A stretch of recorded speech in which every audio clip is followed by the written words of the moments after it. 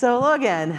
For those of you who missed the opening, my name is Victoria Samson. I'm with the Secure World Foundation, and I'll be moderating our first panel of the AMOS Policy Forum, which is the evolution of the commercial SSA data market. There's been significant growth over the last several years in commercial SSA providers, data products and services, but there are still many open questions about where the market is headed.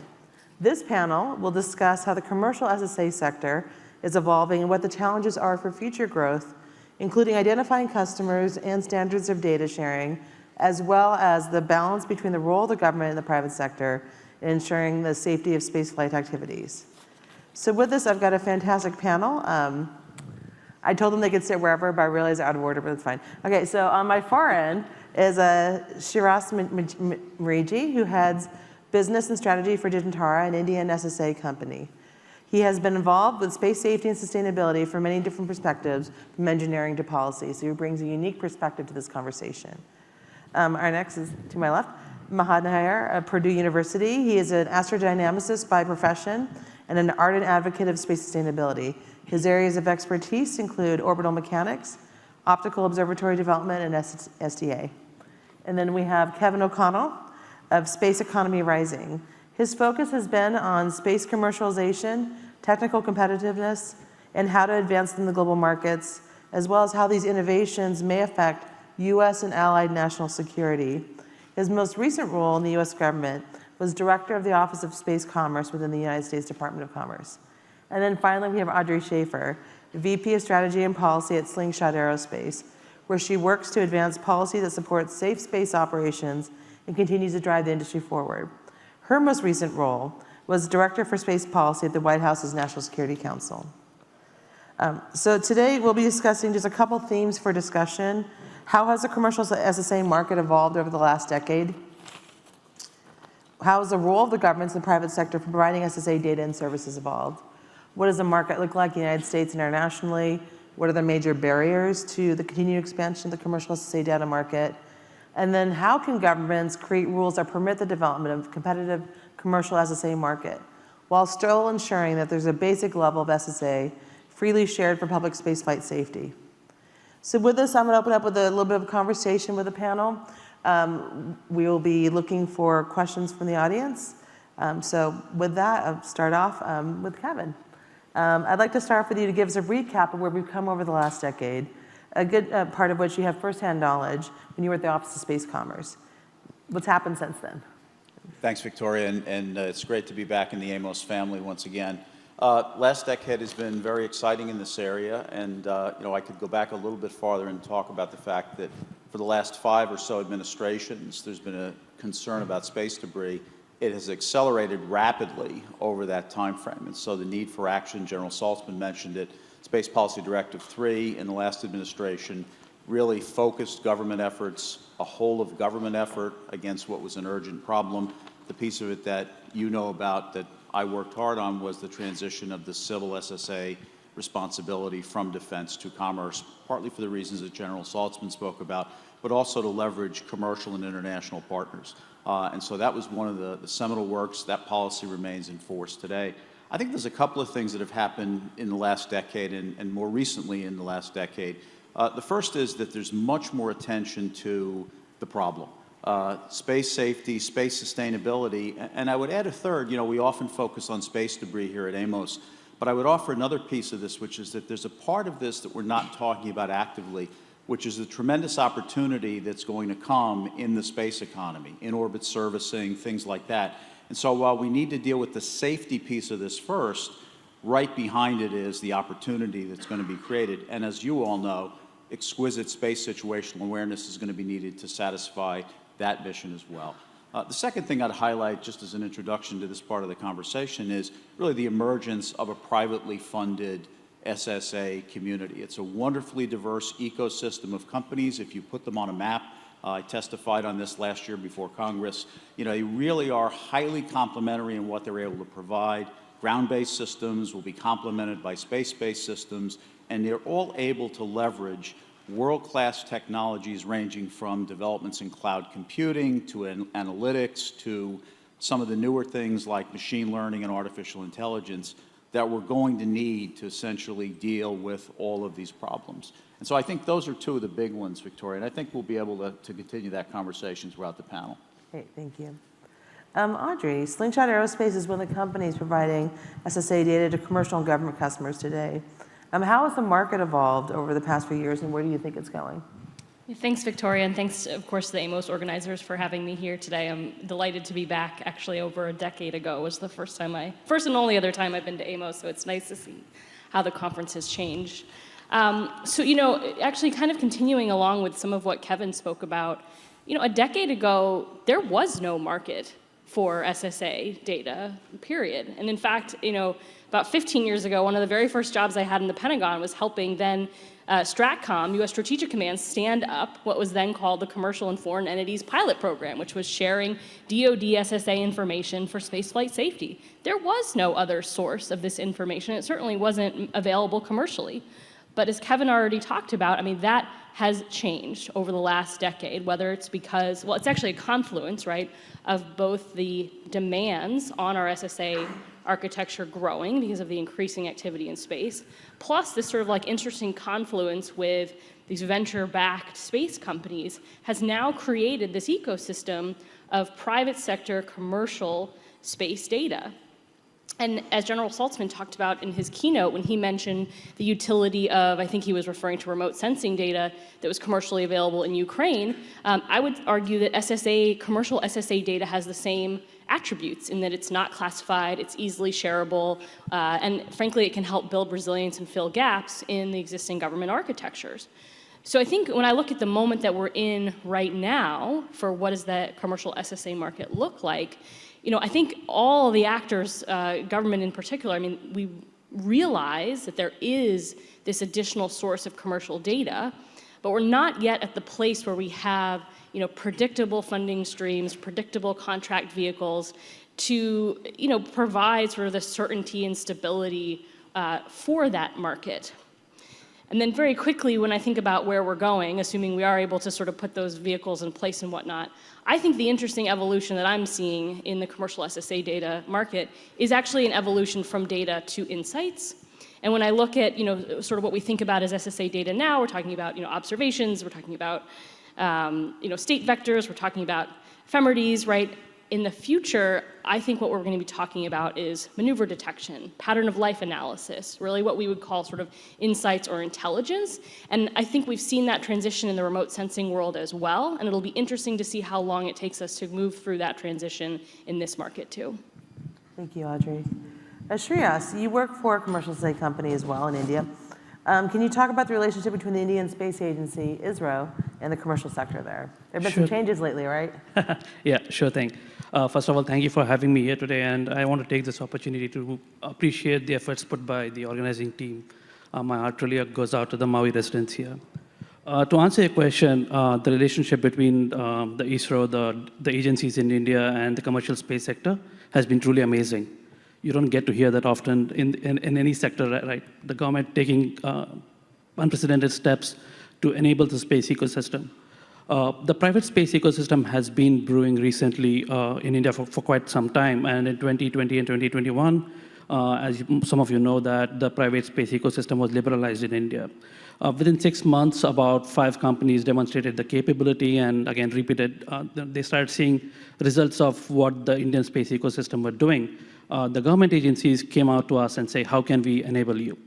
And it's been truly helpful. ISRO has been taking the role of an enabler right now for us and see how they can support the companies like us with their expertise, their infrastructure, as well as any subject matter expertise that they can lend to us. Having said that, once, even with the space policies coming through in India, they came out to us and asked us, especially when it comes to space situational awareness, where they had quite a little bit idea on what's happening around the world. They came to us, they asked the industry inputs, and how can we enable a better thriving and a resilient ecosystem. And truly they heard us. They heard the industry and how they can improve, and we could see those policies that being translated into policy right now as we speak. We are a little late to the game, but we're here to stay. Better late than never, right? True. Mahhad, you're coming from Pakistan, a country that is still developing its space capabilities, but also increasingly reliant on space applications. Is SSA an area where emerging space players want to get involved? And if so, what are your priorities? Thank you, Victoria, for the question, and thank you, AMOS and Secure World Foundation for arranging this. I think this is a really important area where emerging space countries can play a role. But the difficulty is the emerging space economies don't really have the access to the market or the opportunities that the developed space countries have. So we really have to find a linkage or the niche where the developed space economies or countries can actually go to the emerging space economies, have a collaborative business proposal, and help them help the global SSA data community. Now, tying this back to the technical side, we all know that the number of sensors we have are not enough. The number of geographical locations we have where those sensors are deployed are not enough. The number of satellites are increasing exponentially.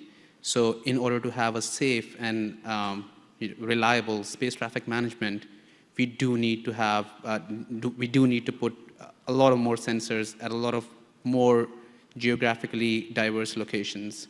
And that's where the business opportunity is.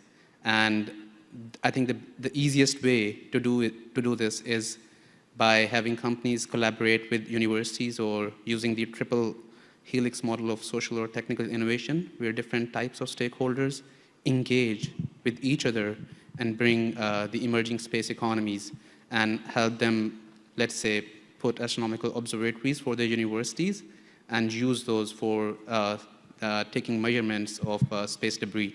And although the market is not there yet, but I fully believe that the market will go there, and it's just a matter of time who takes on this opportunity first. Thank you, Mahhad. Just a reminder, we will be taking questions from the audience. You see on the screen where you can ask questions, again, through the conference app as well. We've got a few coming in already, but I have a few more I'd like to deepen the conversation a little bit here. Kevin, one of the issues you tackled while at Commerce, and something that is still being worked on today, is how the government can leverage commercial capabilities, providing SSA and in the future STM services, as opposed to relying on government-owned and operated sensors. But I'm sure there's some policy challenges involved in that. Can you talk a little bit about some of those? Sure, thank you. And I think this is a key question. Audrey, you've already mentioned the fact that the mechanisms to do this are moving too slowly. I fully agree with that. And in many ways, I worry that we're still being too cautious in our bureaucratic processes, given the demand, given what General Saltzman said about worry about adversarial activities in space, the need for space dominance, space safety and sustainability, and then the opportunity that I talked about. And so there's a real question in my mind about how much time we really have. Some of you have heard me say that I really worry about a day when there's a terrible crash in space, at which point everyone will come out of the woodwork with their own well-intended idea about what to do about it. And if this community does not have the loudest voice in that, based on scientific data, best practices, et cetera, we're going to be in trouble. And so that's one of the bookends, if you will, in my head about this. And so not being too cautious at this point is really, really important. So what are some of the issues that we have to deal with in this? One is, how do we actually signal to the market what is going to be needed in the way of requirements? How do we encourage the broader space community, the space operator communities, to also leverage these capabilities, commercially, if you will? Shout out to Barb Golf and the Sprint Advanced Concept Training exercise, which is run, I think it's still co-sponsored by Defense and Commerce, because it's a place, one, where allies get to understand how to communicate about space activities. And needless to say, we don't all speak the same language always, but we're working on that. But secondly, very importantly, to see where the commercial sectors from around the world can participate in this. And so those are some of the issues. The top-level policy remains the same. I do often hear questions about this issue of vendor lock. And my answer to that is, in a world where the government is funding these activities, you fund multiple companies to do multiple things, and you stress them in doing so. You essentially do as much as you can to test what's going on in the commercial sector and how they can contribute to this. This is not a sector that is 5 people in a garage. This is a well-established, and we love those people, by the way, that's a different story, but you know, this is a part of the ecosystem which is well-established, many companies for over a decade. They have access to the top talent. If I could see out into the audience, I could probably point to 7 or 8 people who are top astrophysicists, astrodynamicists, all sorts of other technical talent. This is a very mature part of the ecosystem that we need to leverage to do all of the things we need to do. And so making sure we can leverage the commercial sector very aggressively is where I'd like to see us move. Thank you. Audrey, Slingshot is one of the companies trying to convince the governments to buy your products. Good luck with that. What is your relationship like? And do you see the existing government SSA capabilities as competitors? Thanks, Victoria. Yeah, I think we have a good relationship with our government customer, although I challenge you to find a company who has the government as a customer who would say otherwise on a public stage here. A plus, no complaints. But I mean, in all seriousness, I mean, I think we understand and appreciate that there is a role for the government, the U.S. government, to provide a free, basic set of space traffic coordination or space traffic management services. I mean, it's a core interest, not just of the United States, but of course of the global community, to maintain space as a safe and sustainable environment. So it makes sense. It's for there to be a baseline capability that the U.S. government provides. And to the extent that the Department of Commerce intends to rely on this commercial marketplace for SSA data and services, which Kevin already talked about, then we don't see the government as a competitor. We see the government as a customer. Now, the thing I would say, though, is if you look at other mission areas where the government has decided to rely or even to encourage commercial services as the mechanism by which we accomplish missions. And I think one of the best examples, actually, is NASA's crew transport to the International Space Station, where we made a deliberate decision over a decade ago that we were going to invest in commercial providers. And NASA provided basically seed money and anchor tenancy to ensure that we would have viable commercial service providers so that this would be something that NASA didn't have to own and operate itself, but could contract with on a service basis, which of course not only then allows NASA to be a recipient of those services, but is creating the commercial marketplace for commercial LEO destinations and other new sort of exciting things happening in the human spaceflight realm. So what happened there is the government made a strategic investment in a sector of the space business where we wanted to make sure we had commercial providers. And so I think, if I were to offer a suggestion for improvement to the government customer, it's to think about whether there ought to be some sort of strategic investment in this SSA sector. I mean, do we think that it is vital enough to U.S. national interests to have a safe and sustainable space environment that is bolstered by commercial capabilities that augment what government is doing? Because if we do, then I think, again, we need to look at how do we use the tools of government to ensure that that community continues to be viable and thrive, quite frankly. Thank you. Shreyas, do some of the same issues that Kevin and Audrey talked about, do they exist in India? And, or are things different because India doesn't have much existing government capabilities when it comes to SSA?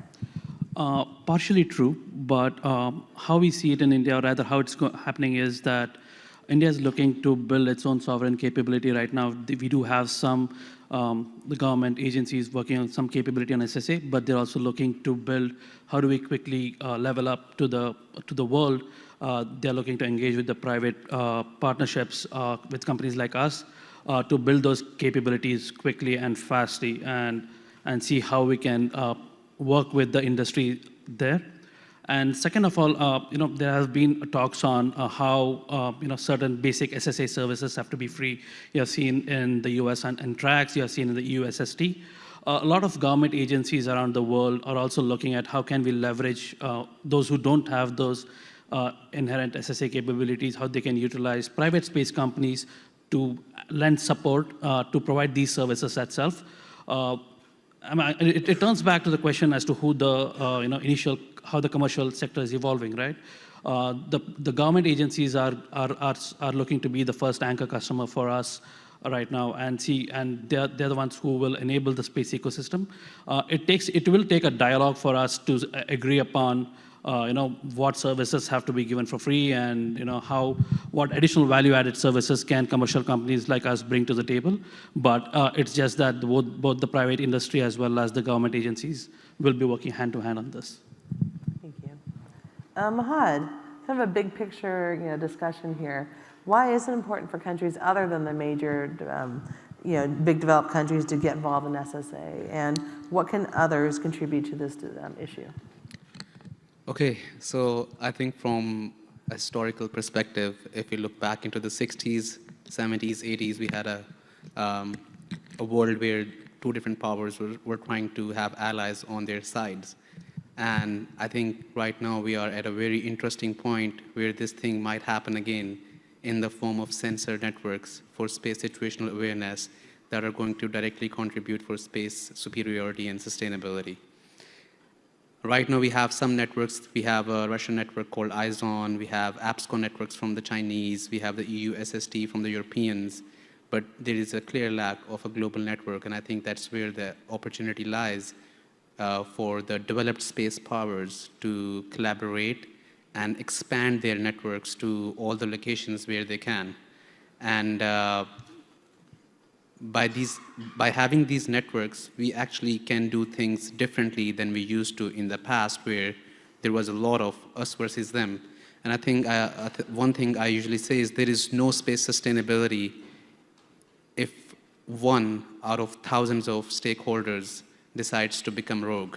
So for us to have a safe and sustainable space, we must have every single stakeholder to be on board with the safe practices. And I think we can do that by building partnerships and collaborations across domains to help the amateur countries or the younger space developing economies to come up and contribute towards a bigger system so that we have a future which is different from how we have done things before. Just kind of a quick follow-up on that one. Do researchers in Pakistan have access to the Russian ISON network and SSA data? I don't think ISON has a sensor in Pakistan yet, but the countries where ISON have their sensors, they do have the access to the sensor and its data. I'm not sure how much data is accessible, but partial data is accessible because it's just not possible to have a sensor in a country and not having that country access at least some of the data for the security of their own space assets. Thank you. And we're moving on to the Q&A portion from the audience. So some of these are directed to a few people, but anyone feel free to jump in at any point. So looking at for the U.S. government officials, former U.S. government officials, Kevin and Audrey, in 2013, that's you guys. In 2013, then DASD Doug Lavero stood here at AMOS asking for industry help with SSA, but it seems like that demand signal hasn't really materialized into contracts. Why do you think that is?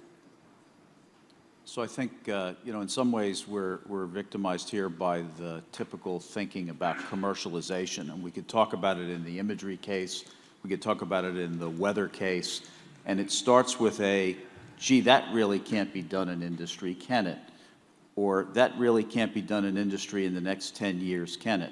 And what we've come to realize, all of us over time, is that in many ways, some of these commercial capabilities can actually come in 2 weeks or 2 months or 2 years and a lot faster. And so the government being ready to acknowledge these capabilities, to test them, frankly, for government purposes, I think that's something that still needs some work on the one hand. The second is, and it's already been spoken about, when you work in the space commercialization world, you always deal with the free data problem, okay? I mean, we saw it in the imagery world, we see it in weather, we see it here as well. The most important thing that the government can do for the market is to define exactly what it's going to give away and then allow industry to say, okay, if you're going to give that away, we're going to create upmarket, we're going to create our capabilities to take advantage of what lies beyond that. And so I think we still need to resolve what that in per SPD3 parlance, basic and advanced services. Actually, that's really important. It's also really hard. And so it's a number of things like that, and then getting the funding in place. You know, when I was at Commerce, people would say, gee, Kevin, you're telling an interesting story, but, you know, you have about $1.50 to spend on this. And, you know, Rich now has 70 million. Many of the DoD organizations are putting solicitations out in this area. The reality is that the government spends money in one-year budget cycles. That's the way we spend money. And so the good news is that there's money available now to do this. It still may not be enough. Again, I think we need, you know, more of an aggressive approach on the side. I mean, think about it this way. The Department of Defense is going to do this mission until it's either mandated by legislation to stop doing it, and all of the right technical experts in the U.S. government say that the civil system that is created is ready to go. And that will still be a few years off. Why are we not taking advantage of that as a great opportunity to experiment very, very much with what is going on in industry, to try different things, to aggressively experiment, as opposed to rely on traditional processes for acquiring capabilities? And so I think, Victoria, to the question, I think it's a handful of those things, and perhaps others have other ideas. Audrey? Yeah, I don't have actually that much to add because, Kevin, I think you just did a great job. But, you know, it was funny, you mentioned this 2013 AMOS. I was here. That was the other AMOS that I came with. I worked for Doug. Doug brought me as his staff to that AMOS, and I was here when he had that call to action. And, I mean, from my perspective, industry really did step up. I mean, the biggest thing that happened, actually, in the wake of that was the creation of the Space Data Association to coordinate, you know, conjunction what's the right word? It's not just the assessment, but actually like addressing the conjunction assessments, you know, amongst the geo operators. And so, yeah, I mean, it's kind of like shame on us, the government, I mean, us, it's not me anymore, but the collective us for not taking advantage of the work that industry did in those years. And I think, you know, the two things I would highlight just from what Kevin said, because he really did a fantastic job, is number one, this figuring out of where to draw the line of what's a basic versus an advanced service. And I'll tell you, when we stood up the DoD SSA sharing program more than 15 years ago, it was in the wake of the Iridium Cosmos collision, which is a pretty sort of seminal event for those of us who were in government at the time. And I don't think we really thought very much about, I mean, there was no commercial market, as I said, but there really wasn't like sort of a thought of like what would be a basic service versus what would be an advanced service. It was really like, we have a problem and we need to solve it, and we're the only organization that can do so because DoD was the only one who really had the data or the capacity. And, you know, I don't want to oversimplify because there were sort of levels of service, but regardless, it was sort of what level of service will DoD provide, not what level of service will the government provide versus private sector. And so we've been sort of on this autopilot mode since then, and now it really is the opportunity of the Department of Commerce, knowing what the industry is capable of, to define that line. Now, the second thing I just amplify from what Kevin said is, you know, during this entire period, while DoD was performing this spaceflight safety mission, DoD wasn't able to really spend the resources focusing on the protect and defend mission because it had to be doing this spaceflight safety mission too. And so you didn't have really the thought, I think, in DoD of like, what are those DoD unique requirements where we could either, you know, focus DoD sensors and then use commercial as augmentation, or use commercial to help meet those DoD requirements. I think we're only now starting, you know, in the last 2 years maybe, to think about that. And so my hope is that, you know, between the increased capacity from the private sector plus the opportunity for government to really think about what the right approach is, I'm hoping that in a little while longer, hopefully not another 10 years, we'll be in a better place. Shreyas, in India, is there a similar discussion going on about basic versus more complicated types of SSA data? Not at the moment, though. But one of the key things that is the discussion is happening right now is how do we enable, we're at a very interesting stage in India where the ecosystem is currently growing. One of the key interesting discussion that is happening is how can we utilize SSA data to enable the whole safer space ecosystem for anything that happens through India. So that's one of the interesting discussions that is happening right now. And, but it so happens that both the government as well as the industry are sort of learning to speak to each other because we are a very, very nascent stage. But it's going to take some time for us to figure out how do we do that.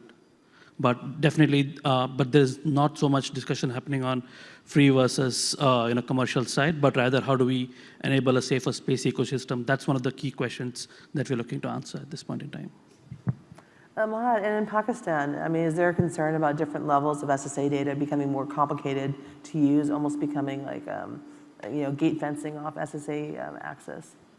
I don't think there is any concern like that at the moment because Pakistan currently has 3 satellites in space, and we don't really have a lot of concern about the safety of those assets. I think with the emerging space economies, there is a huge gap that exists where the industry can actually guide the government on how to proceed instead of the other way around. And this is where the SSA data comes in, because not a lot of people know about the fine nuances of the data and how to understand or interpret the data, or how to even define the SSA capability. Is it just based on open source capability from the SatStrack or SpaceTrack data? Or do we have maybe one telescope, one sensor, or maybe sensors from some other country and processing at our own country? So there is no really real way of defining the SSA capability and the different levels of data and its interpretation that we have at different levels. But that's where the opportunity lies, that the industry or the academia people can come in and write a position paper or something for the government and inform the government that this is where we need your support for us to do a collaborative international business with this one telescope that we have in our university, and give its data for prospective or potential conjunction assessments over our own territory. And if we repeat this pattern for, let's say, 150 emerging space economies with maybe 2 or 3 telescopes per country affiliated with their own universities, we are already way ahead from where we are right now. So I think when it comes to space sustainability and SSA data, it is the responsibility or the impetus of the informed people and organizations to help the government truly understand that this is not as dangerous or something that you need to be worried about too much, and we can really do this in a very collaborative and peaceful and friendly manner with other countries. Thank you. Can I say one thing? Yeah, of course. Just want to say, when we look at this, there's no doubt there's roles for government and industry in this.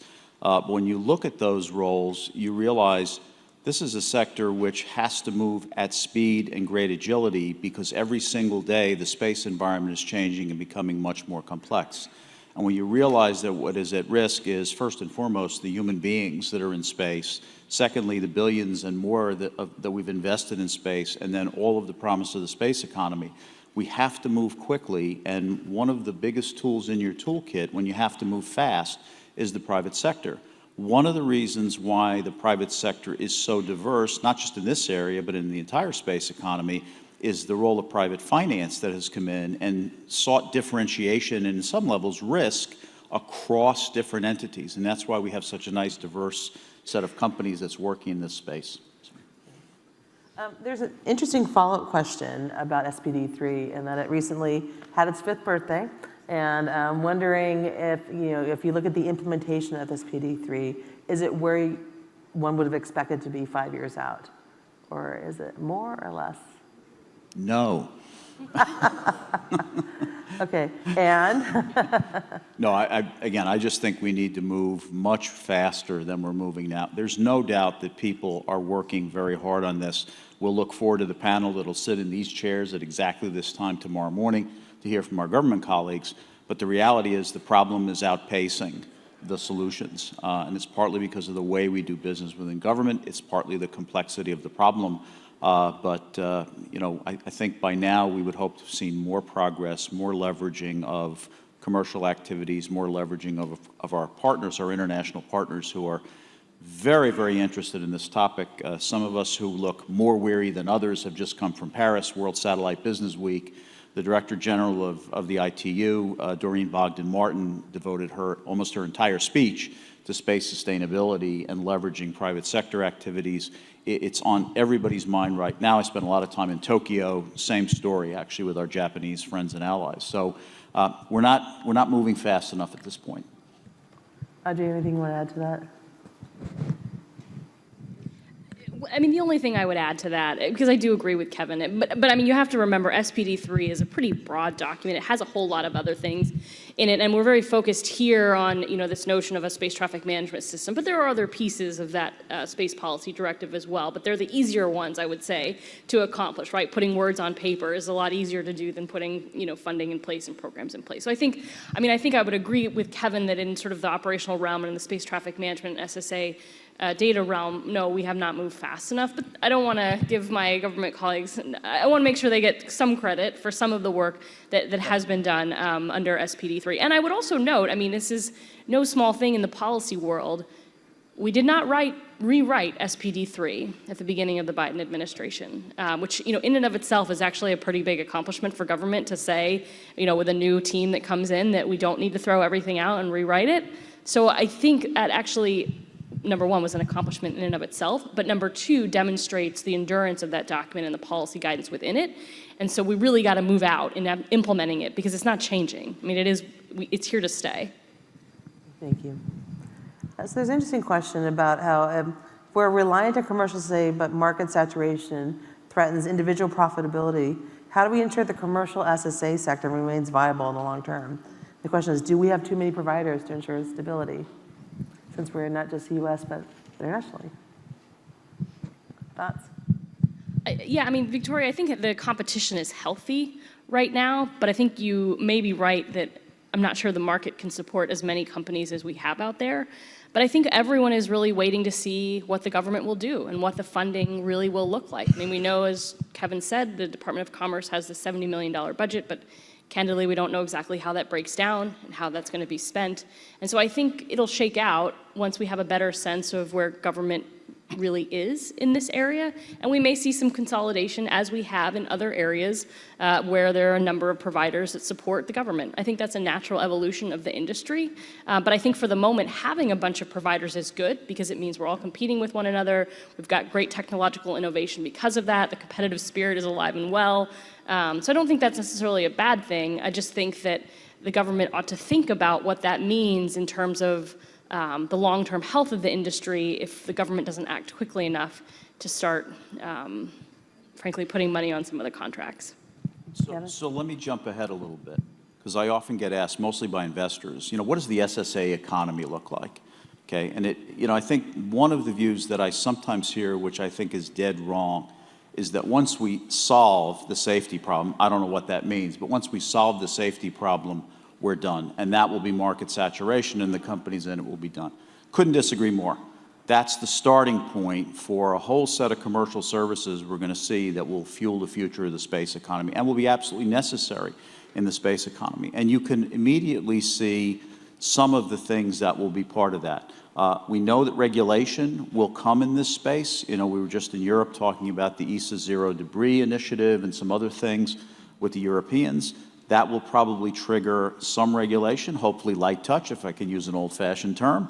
That's one set of things where we'll see. And regulation might mean nothing more than a regulation that encourages space operators to use a supplemental commercial SSA service in order to understand much more precisely where they are.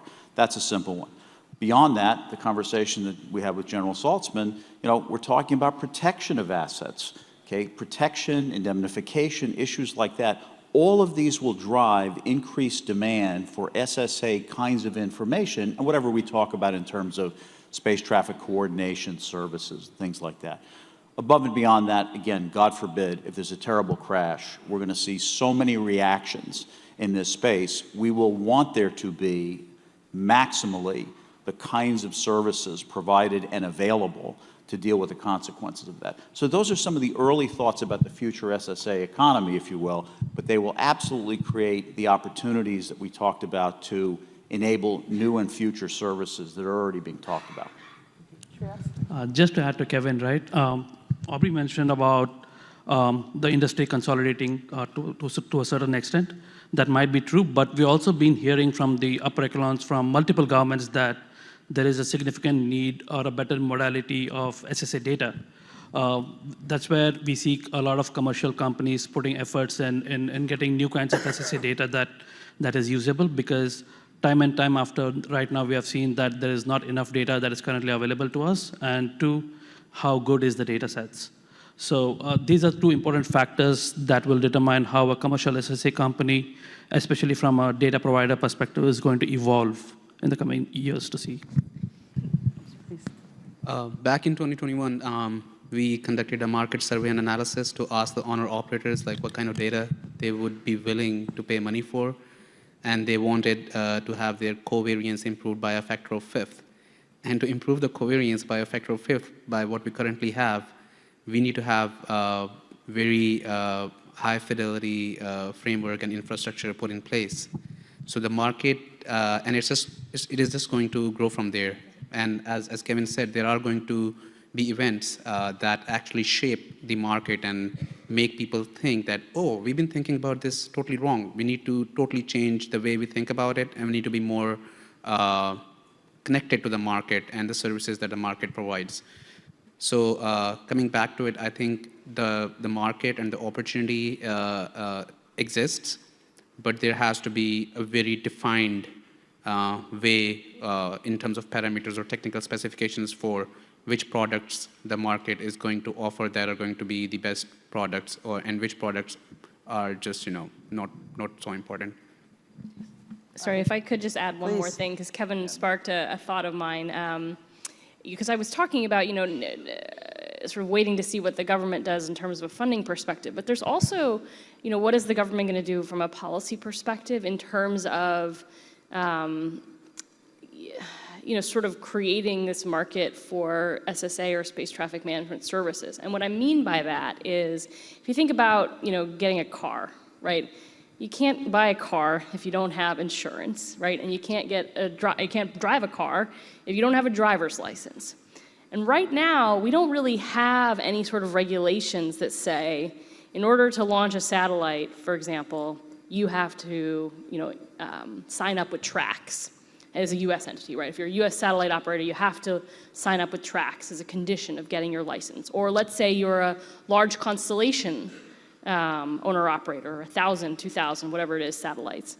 Our regulations don't say, well, you have to sign up with TRAX, and by the way, we really think you ought to sign up with one of the private sector commercial SSA services because you're going to need more than what the Department of Commerce can provide from a basic SSA safety perspective. We don't have those regulations today, but I think, candidly, we should have regulations along those lines. And if you did, then suddenly the demand and the sort of the market for SSA services is not just about whatever's in the budget that gets appropriated by Congress and is an annual cycle, as Kevin mentioned. It's suddenly an industry-wide thing. And maybe you don't just need 1 or 2 or 3 providers. I mean, think about how many different insurance companies you have a choice of when you decide to get car insurance. Now, obviously, those providers would have to be, certified in some way that they're meeting, minimum standards or whatnot, because you don't want, everybody to go with like the lowest, cheapest provider, right? But so there's got to be some sort of regulation there. But we shouldn't just be thinking about this market as one that's going to be wholly dependent on government, although certainly government should be what I would call an anchor tenant. We also need to be thinking about what are the policy and regulatory tools that the government has in its toolkit to facilitate the creation of this market, frankly, for the benefit of everyone. She just made a wonderful point for me. Thank you so much. No one else has thoughts on that. I'll move to the next question. Kind of shifting gears a little bit, Mahhad, as representative of Pakistan, a country that's not been to this conference very often, I'm wondering if you can talk a little bit to this audience about, is there more that the U.S. or the commercial sector could be doing to reach out to emerging space economies and work with them on SSA data? Yeah, absolutely. I will give another historical example. Back in the 1960s, United States reached out to Pakistan because they wanted to see the atmospheric conditions over the Indian Ocean for a potential Apollo landing in the Indian Ocean. So from 1962 to 1971, Pakistan, with the help of NASA, launched 172 rockets from Karachi to gauge the environment and take data from there. And essentially, we became the 3rd country in Asia to have a rocket capability. But as soon as that thing ended, we obviously our priorities shifted to some other things, and the space competition or the space race also reached another point where it became more collaborative. And now I think we have exactly the same, we are at the same point where America or other countries can reach out to emerging space economies and collaborate or work together to build a framework of space sustainability and space traffic management. I'll just give one example. As I mentioned earlier, we do have a Chinese Asia Pacific network, APSCO. We have the Russian network, IZON. They are all involving tons of emerging countries. But where is the American network that is involving emerging space countries, putting their sensors there in a collaborative manner? That's where the gap exists, and there is definitely room for the industry to work with the government to reach out to the emerging space economies and contribute towards national security objectives as well as global space sustainability ideas. Thank you. To our commercial providers, are there thoughts about the steps the commercial space sector could be doing to bring in the emerging economies, as Mahhad just brought up? Yeah, thanks, Victoria. I mean, one of the things we're doing as we expand, as Slingshot expands our global sensor network, is putting telescopes all over the world. And I think we probably could be doing a better job of working directly with those governments whose territories we're using for telescopes to have more of a strategic partnership. I mean, in our case, we don't just do SSA, we also do space education and training, for example. And so I think there's actually a real win-win opportunity as not just Slingshot, but other companies expand their sensor networks around the world to partner more with developing countries and really help grow their space program or build the capacity, which I think is something that the US government, quite frankly, would and should support. The other piece, that I'll put my sort of former government official hat back on, I think one of the big policy international challenges that we have is to figure out this interoperability question, not just for the data itself, but for, the space traffic management coordination. You have these regional centers developing, whether it's our track system or the EU SST. You mentioned ISON as a network, but there's also a Russian, sort of equivalent of providing conjunction assessment messages. And we haven't yet established that international forum where we figure out how all those different systems are going to talk to one another, how they're going to share information, and how we're going to coordinate space traffic. And I think that's an opportunity certainly for international collaboration among those countries that have those systems today, but also to bring in a wider set of actors into the conversation. Just to follow what Audrey said, one of the things that I see happening is that partly because of what's going on in the United States, we're seeing a very intense interest overseas in U.S. companies and the things that they're able to provide in this space. And to the point you made, Victoria, you had a conversation with General Saltzman about data fusion, for example. What better area where the private sector has literally invested billions, if not more, dollars in doing data fusion on a whole variety of data sets that don't seemingly fit together. We really need to leverage the private sector in those areas as well, because they've already worked through many of the problems that we have. We know our data is special. We know we have unique circumstances associated with our data. However, there are tools that can be brought to bear, which has literally had billions of dollars of investment in it to create solutions quickly as we need them. Shreyas? Just to add to what Kevin said about data fusion and building interoperability, right? There's already existent capability there. We ought to look at other industries. How do we take the capability that they have developed and use within SSA itself and see how we can easily implement those, data fusion technologies. One of the key things that is also seen is a sort of trust between government agencies in sharing the data sets in itself. So how do we overcome that? There are already certain mechanisms in place where people use federated learning to build better quality, better analytics. Why don't we bring that to SSA and implement and try to implement that same? That way, there's a better interoperability and better a sort of trust-building exercise between governments where we can move towards cohesive data sharing in the future. Okay, thank you. So there's a question there that's interesting. General Saltzman mentioned the importance of sensor management for gathering timely and actionable SDA data. Does the panel have thoughts on commercial sensor tasking and availability management? I think in one of the short courses yesterday, we learned about deep learning and machine learning and using it to basically optimize our sensor tasking and scheduling. And when it truly comes to it, I think there is a lot of room for improvement in the way we are using our sensors and the way we are networking with other sensors. I believe that once we become more mature with using machine learning and deep learning and reinforcement learning about connecting our sensors with all the other variables that are out there, for example, the sky conditions, the weather, the size of the satellite, object characterization, and integrate all these parameters with how our sensors should behave in scheduling themselves on where to look and which measurements to take and for how long the measurements should be taken. There is a lot of room for us to grow there, and definitely we will improve our overall space domain awareness if in incremental steps as we make our models better. Yeah, so, one of the things we at Slingshot do is we have to manage our sensors and how they collect, right? If you have a globally distributed network, we have algorithms to decide, how we task each of those sensors to maximize the capacity and also meet the particular requirements for the various, contracts that we're servicing. So we're doing that today for our own network and for our own business. But I think the really interesting question from what General Saltzman talked about is, if you think about us like sort of doing that in a little bubble, and you think about like Leo Labs doing that in a little bubble and EXO or whatever, like doing that in a little bubble, like we're all doing it in our own little bubbles for our own needs and our own customers.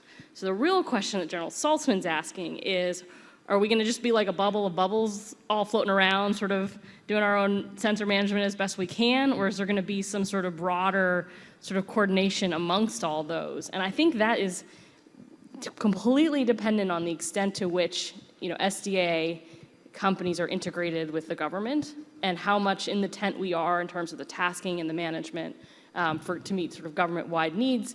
Because we can optimize our network to meet, the government customer as well as our other our other contracts. But if we don't have as much insight into what the government's looking for, we can't really do that optimization. I presume, other companies couldn't as well. So really the question is just like, how much are we going to be working together, or are we going to sort of be held at arm's length, sort of do our own thing and sort of be given like sort of requirements here and there from the government as they need? Think about the way the mapping world evolved. And so, we're going to need as many kinds of sensors used dynamically and routinely as we see in mapping today, whether you use Waze or whether you're using an image for something, et cetera. We're going to need the same thing for space. To really optimize how we approach safety and sustainability and all the opportunities I talked about earlier. I think I might disagree a little bit on how much the government will be involved in that. I think in the early days, there'll have to be standards set for coordination, but I don't know that the government has to be involved in every aspect of it. There does have to be technical evaluations, standards, carefully set standards, in order to make sure that people can interoperate together and essentially play nice together. His thoughts. Go ahead. We're nearing the end of our time. Kind of one of the last questions, someone pointed out that when it was just U.S. government sensors doing SSA collection, DoD spent a lot of time and effort validating data quality for use in SSA products. So now by having the commercial sector come on board and providing SSA data, how does the panel envision data quality assurance in the SSA marketplace while enabling both industry growth and rapid actionable data products? It's critically important, and here I often fall back on my 30 years of looking at the satellite imagery business, because we did develop a way, it's a government way, of evaluating capabilities that came into the market. It's 5 government agencies that actually do a hard-hitting technical evaluation. I don't know that it has to be done in the government anymore, but we do have to have data quality standards that are set for people to participate and be relied upon. But there's also going to be a very important market clearing mechanism here, which is if you don't have high quality data, you're likely to fall out of the market or fail. And so we don't want to interfere too much with that competitive aspect so that the best people in the market actually succeed in the market. But this data quality issue is absolutely essential. Well, just building on that, Kevin, I mean, it's not just a matter of you're going to go out of business if you have bad quality data. It's that there could be a catastrophic or some sort of event that could affect everyone's ability to utilize space. And so it's definitely, I think, even a broader conversation than just one company's make it or break it type thing. Yep. The Iridium Cosmos collision was in the list of possible conjunctions for that day. It was just not higher up for us to make a difference or take an action. And I'm going to tie this with the dynamics of the space environment and how fast we are putting objects into space, but we are not sure how fast of a job we are doing to actually be accountable for where their positions or ephemeris are. And I think that's the delta we have to cover, that with the development that we are doing in the space, we also have to do development and make sure that timely data reaches, timely data is converted into actionable information that reaches the stakeholders who are going to make the decisions. And now look at how fast the space environment is. So there is a lot of room there to increase the speed of the way we do things so that data, good quality data becomes bad when it's not dealt with on time. And secondly, we also have to come up with standards. For example, with telescopes and optical sensors, we don't really have a mechanism where we can actually quantify the type of telescope, the mount, the camera, the space environment where we are, the bortle sky rate, and merge all of that together to tell someone, okay, this is where my sensor is, and this is the rating of my observatory. So the data I'm providing you is of good quality, or vice versa. So there's a lot of room to bring standards for different type of sensors to make sure that there's good quality data out there. I wrote a paper about it, so we can talk about that later. Thank you. We're about at time, but I wanted to go down the row and have a yes or no answer for the panelists. No pressure. In 10 years, do you think we'll be sitting here and having a conversation about evolution of the commercial lunar SSA data market? Oh. Yes or no? Starting at far end. I would say no, because we hopefully would have taken the learnings from where we are at today and would have a good standard practices and roadmap on how do we maintain a sustainable environment in LEO and lunar. All right, thank you. Kevin? We better have already had that conversation by then. So we can congratulate ourselves on lessons learned at that point. That'll work. Audrey? I hope so. I'm cautiously optimistic. This is not a yes or no answer. High hopes, low expectations? Fair enough. Mahhad? I'll say no, but there are two things there. It will happen, but maybe in 20 years. And secondly, the speed thing that we mentioned is where everything is going to converge. If we make sure our speed reaches the speed of the development in the space environment, then our speed will also reach for commercial SSA, SDA data market in the cislunar environment. So let's see how fast we go. So much for one-word answers, by the way. You never listen. All right, please join me in thanking the panel for a fascinating conversation.